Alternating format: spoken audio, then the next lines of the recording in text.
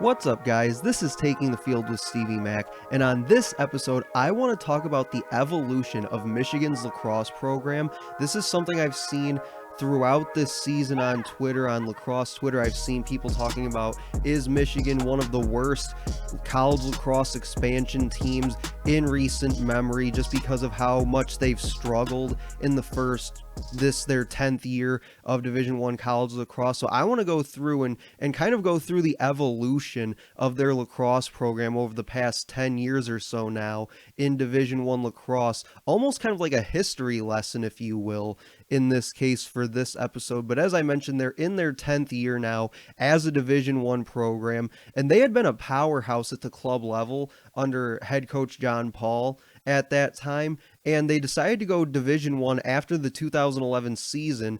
And in this case, most teams, I think, would have taken a year or two, is what you usually see. They take a year or two to be able to recruit and develop their program to get ready to make that jump to the Division I level. But Michigan was different in this case. They opted not to do that. From what I remember, they opted to go straight from club to Division I from 2011 into the 2012 season. So they really missed out on having that opportunity and that ability to recruit for a year or two and really bring their program to a position where they could be able to compete right away at the Division I level.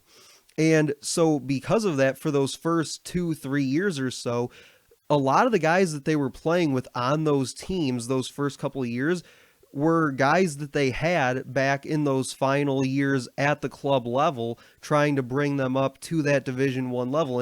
And that's a big jump to make, going from club to Division I, because you're passing NAIA, you're passing D3, D2, all the way up to Division I. So that's a big jump that they were attempting to make in those first few years. Now, if you go back to the years prior to 2012, they did have a really, really good program. As I mentioned, they were a powerhouse at the club level. In the 4 years prior to 2012, that first year of Division I, they had gone a combined 76-2 in those 4 years, including back-to-back-to-back national champions, and made it to the Final Four in that final year of club lacrosse in 2011. So this was a very, very good team. But again, like I said, making that jump from club to Division I from 1 year to the next is a very, very big jump to attempt to make. And I think they learned that sort of the hard way within the first few years there. But they joined the ECAC conference. They played teams like Fairfield, Bellarmine, and a team that would later join them in the Big Ten Conference now in Ohio State. But if you go back and look at some of their schedules from those first couple of years, they also played a lot of top 20 teams on a regular basis. And if you look at the scores from those games, they stayed competitive for the most part in many of those games. I'd say 9 times out of 10, they were very competitive on the scoreboard in those games. You didn't see a whole lot of games that were 20-5, 22-10 type of things. Yes, they did have a few of those games here and there, maybe once a season, but it's not like they were running out there every game and just taking their beating and moving on to the next game type of thing. They for the most part were very competitive against the teams that they went up against. And again, a lot of those teams were those top 20 caliber teams. And when you look at the 2014 season in particular, that was their third year of Division I lacrosse. They lost to a top 15 Cornell team in overtime, and then they lost a few weeks later to another top 15 team in Fairfield by 1 goal. And I believe I was actually at that game. It was one of the first lacrosse games that I had ever watched live in person. So it was a really fun opportunity for me to watch that game. But again, they took a top 15 Fairfield team to a 1-goal game in just their third year of Division I lacrosse. And then later that season in 2014, they actually made the ECAC tournament, where again they matched up with Fairfield in the first round and lost, but they at least made the postseason that year. And their goal differential in 2014 in ECAC play, again, it wasn't like they were going out there and losing by 10 or 15 every game. Their goal differential that year in conference play was -3.5. So they weren't losing games by 10 or 15. They were losing games by 2, 3, 4 goals each time. And one of the biggest things that I remember about this team early on, about this program really, and what John Paul was able to do as head coach was the way that he was able to promote this program and was able to market it to the people in the state of Michigan. And one of the biggest things that he did, I'm not sure if this was common practice already or if this is something that he kind of brought to the Division I landscape of college lacrosse, but one thing that they did that I thought was really special and really cool and something that I witnessed myself on more than one occasion was that they played a game right before the Michigan football spring game on a spring Saturday where you figure in the big house, you have probably for the spring game about 60, 70, 80,000 people on hand for that spring game. So when you bump it right up against that Michigan spring game in the hours right before that, what you have is a captive audience of 60, 70, 80,000 people all now witnessing a lacrosse game. And for, I'd say probably about 98% of that crowd, probably for the first time ever watching a lacrosse game. So one of the cool things about that was when you arrived at the stadium that day, a few hours before that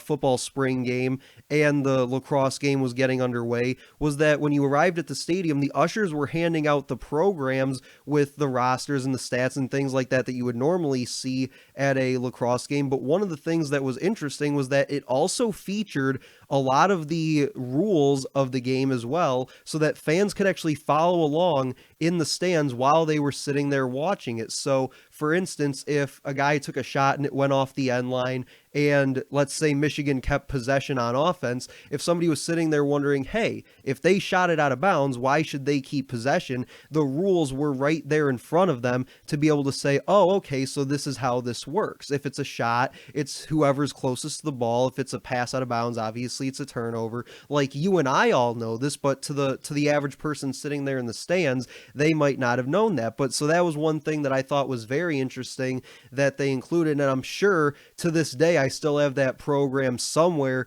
hidden in my house. I'll have to go dig that one up after I get done doing this episode, because that was something that for me at a young age, I was probably 7th or 8th grade at the time, was something that was very cool because I myself was just starting to get introduced to the sport of lacrosse. But then in 2015, the Wolverines joined the Big Ten Conference as their 4th year in Division I, and this was probably a little bit jarring for them. I think that they were just starting to figure out how to play at the mid-major level in a conference like the ECAC, playing against the teams that I mentioned that they played against on a almost year-to-year basis. But then you make that jump now to the Big Ten Conference, and now you're going up against teams like Maryland, like Johns Hopkins, like Rutgers, teams that are East Coast teams. They're seen as some of the blue bloods of college lacrosse. And then you also have to remember that at this time, teams like Ohio State and Penn State were really starting to elevate themselves onto that national landscape in college lacrosse as well. So you look at the 2015 season, in their first season of Big Ten play, they won their first Big Ten conference game in just their second ever attempt when they beat Rutgers, and they had a chance for win number 2 in Big Ten play in the final game that year against Penn State, which they lost 10-9. So really their best stretch since joining the Big Ten came later on in 2017 and 2018 when they went 8-6 in both years for a combined 16-14 record overall, but they went just 1-9 in conference play. In 2017, every Big Ten team at one point or another was ranked in the top 15 when Michigan played them that year. So a very, very tough conference schedule. Like I said, it's not easy being in one of the first few years as a Division I program and having to play a top 5 ranked Maryland team or, a top 10 ranked Johns Hopkins team or whatever the case may be.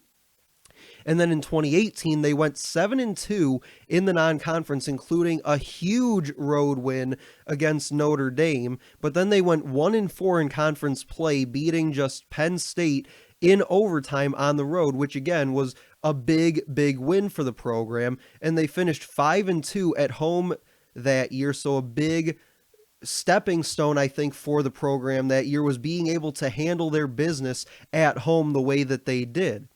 So now you fast forward to 2021, and this team has a young core that they can definitely build around over the next 2-3 years or so at least, where 6 of their top 8 scorers this year are juniors or younger, and 5 of those 6 are freshmen or sophomores. You look at guys like Michael Boehm, who's a freshman. He was the number 22 overall player according to Inside Lacrosse coming out of high school, He was the number 10 attackman in high school as well. Then you got guys like Josh Zawada, Bonomi, Jacob Jackson, Kyle Stevenson, all sophomores. Those are all guys that are, again, younger than juniors, and they're all some of the leading scorers on this Michigan team this year. Then you look on the defensive side, you've got guys like Jack Whitney, who's played really well in stretches this year. Andrew Darby's a junior, one of the leaders of that defense this year, and then a guy like Michael Cosgrove, who's a D-mid,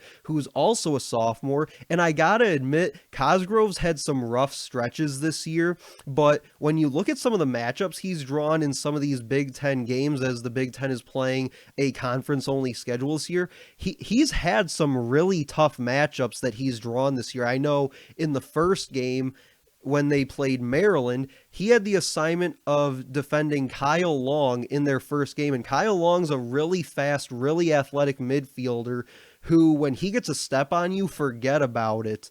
And I think you saw that more than a few times in that game in week 1, was that they just had trouble keeping up with guys like that. But then you look at the goalie position and face-off, and they are really strong with a couple juniors at these positions. John Kirikoff is an absolute stud, in my opinion, in the cage for the Maize and Blue. We'll get to him in a minute. But then Nick Rowlett at faceoffs is another junior, and he can almost win games for you at faceoff, where he faces off at 56% on the year, which is good for 3rd in the Big Ten, and he's also 1st in the Big Ten in ground balls games. So a guy like Nick Rowlett can quite honestly win you lacrosse games, and I would argue that his performance a few weeks ago against Penn State in Ann Arbor, when I had the call on BTN Plus that afternoon, his performance almost single-handedly won the Wolverines that game, but I think it was also due to the fact that Bryce Clay went for a season-high 6 goals in that game as well, but Nick Rowlett was a big part of that win. And then, like I said, going back to a guy like Kirikoff, he had a career-high 17 saves in that game against Penn State a few weeks ago, and followed that up just this past weekend against Johns Hopkins on Easter with 16 saves, and he's 3rd in the Big Ten in saves per game overall. So I think with all of that being said, taking a look back at the last 9 years or so of Michigan lacrosse and how we've gotten to this point, I think some of the biggest takeaways for me here are that Michigan really could have benefited as a program from playing another year or two, possibly in that ECAC conference, before making that jump to the Big Ten. But then again, they didn't really have much of a choice. Once the Big Ten came out with that lacrosse conference, they really had no choice but to join. But I do think that had the Big Ten waited maybe another year or two to form that lacrosse conference, Michigan could have really benefited from that extra year or two from playing at that mid-major level. But then another thing is I also think that they should have taken that year or two to be able to recruit before making that jump to the Division I level. I think that by losing out on those couple of years where they had the ability to do that if they wanted to, I know in the past other teams have taken that opportunity to do so, and not necessarily teams that have jumped up to the Division I level, but teams that have jumped from club to the Division II level. I know a team like Davenport did that. I remember back in 2016 when I was at Oakland University, I played against Davenport at the club level, and then shortly thereafter they prepared to make that jump to Division II, which I don't believe they actually executed until this year. So they did have that couple years in between where they were able to develop their program in preparation for playing at the D2 level. So again, I think Michigan really set themselves back a little bit by not giving themselves that kind of an opportunity. So I think that now they've been trying to play catch up for the last several years.